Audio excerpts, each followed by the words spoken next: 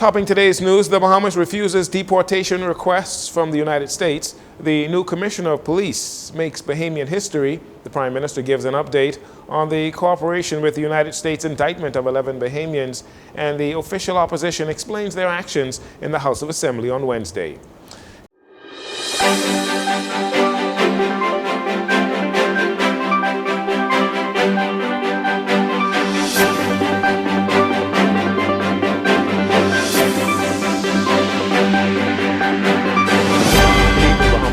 Saunders. This is your JCN Evening News, and it is a pleasure to have you join us.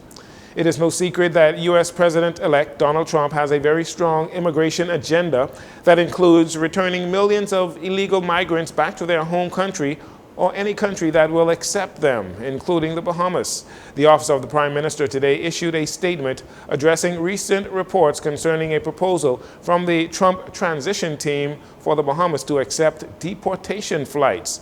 The statement clarifies that while the proposal was presented to the government of the Bahamas, it was thoroughly reviewed and decisively rejected by Prime Minister Philip Davis. The Prime Minister said, quote, "The Bahamas simply does not have the resources to accommodate such a request," and that's the end of the quote, and he emphasized that his priorities remain centered on addressing the needs and concerns of the Bahamian people. Other countries on the U.S. list include neighboring Turks and Caicos Islands, Panama, and Grenada. On Wednesday, Prime Minister Philip Davis, in a national statement, announced that Assistant Commissioner of Police with responsibility for the Northern District of the Bahamas, Jcn Knowles, is the newly appointed Commissioner of Police. My fellow Bahamians, this morning I made a communication to Parliament updating the House and the Bahamian people on the steps we have taken since we first learnt of an indictment in the United States, which includes several members of our law enforcement agencies. During the communication, I announced that I met with the Commissioner of Police and that I had received and accepted his resignation. I'm recommending that the Assistant Commissioner of Police, with responsibility for the Northern District, Shanta Emily Knowles, be appointed as the nation's next Commissioner of Police.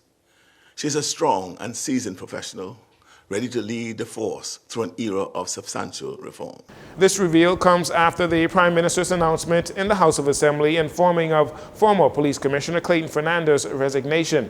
This in the face of a litany of criminal and corrupt activity in the Royal Bahamas Police Force under his watch in recent months.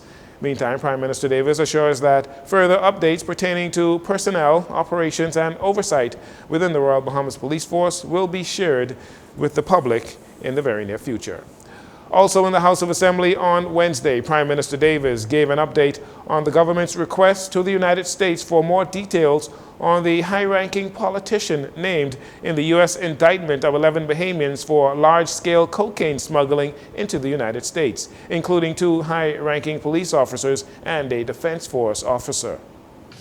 Since last week, I've taken steps to address breaches of trust within our law enforcement agencies, including meetings held with senior officials during which were discussed reform and the urgency of restoring trust.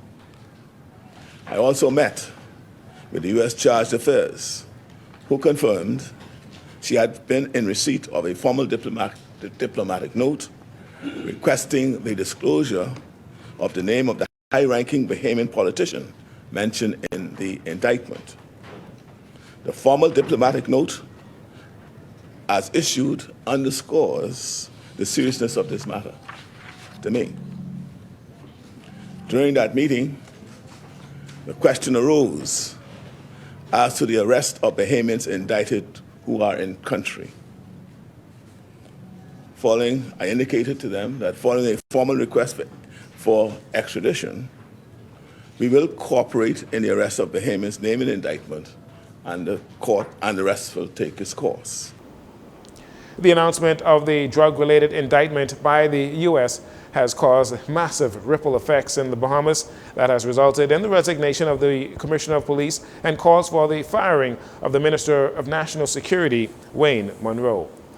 After being forcibly removed from the House of Assembly by police officers, Leader of the Opposition Michael Pintard defending his party's decision to go to such extreme measures to receive results. He emphasized that in order to bring about change, they did what they had to do. And so, again, the actions we took were necessary given the fact that this administration does not only want to have their way, which they would based on their numbers, but they don't want us to have our say. Right. We say no. And then the third thing is, the Prime Minister believes that this initial step that we have asked for the people of the Bahamas is enough. We have more to say and more work to do to restore the reputation of the Bahamas in general and every honest public servant in particular. The fact that they are hiding behind procedure, which they are not following, the fact that they are running from answering questions, make us wonder how far the corruption goes. Also defending his party and his personal decision to throw the Speaker's mace out of the window was Shannon Cartwright, Deputy Leader of the Free National Movement. He reassured the public that the event was not premeditated and was the result of their brewing frustration. Today was symbolic of our commitment to the Bahamian people. This government and this Speaker has been aiming to consistently quiet the Bahamian people through the voices of the Leader of the Opposition and this entire caucus. The mace is the symbol of the Speaker's authority that's been given to her by the Bahamian people. And so today we say enough is enough, and we give the power back to the people. We want this government to stop trying to suppress the voices of the Bahamian people, to come clean, Our country is in shambles. And so we say today, enough is enough.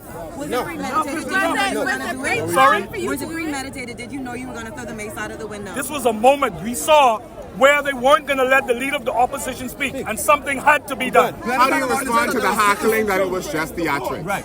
I'm not concerned about what they say. I'm concerned about the Bahamian people. What is theatrics is this government that continues to do a poor job bringing relief to the Bahamian people.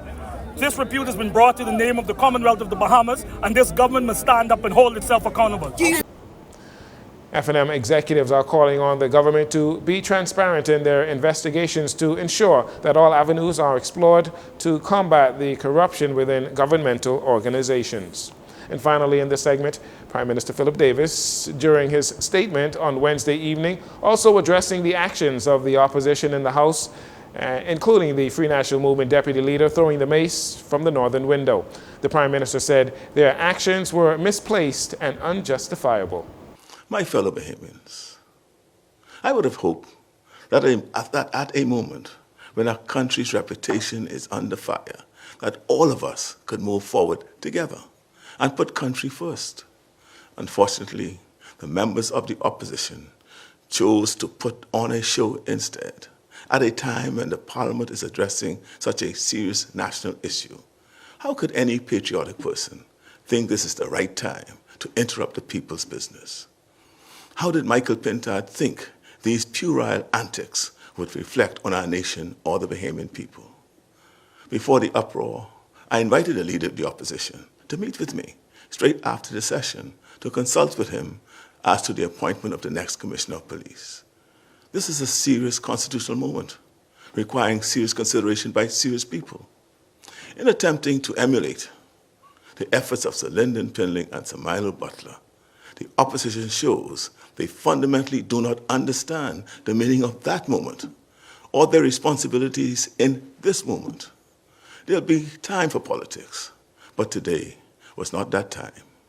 The moment called for statesmanship, not self-indulgent theatrics. Their conduct in the House today cannot be justified. In conclusion, Prime Minister Davis stressed the need for the opposition to be more serious about the people's business. You're listening to JCN News. We'll take a break here. We'll be right back after these commercials.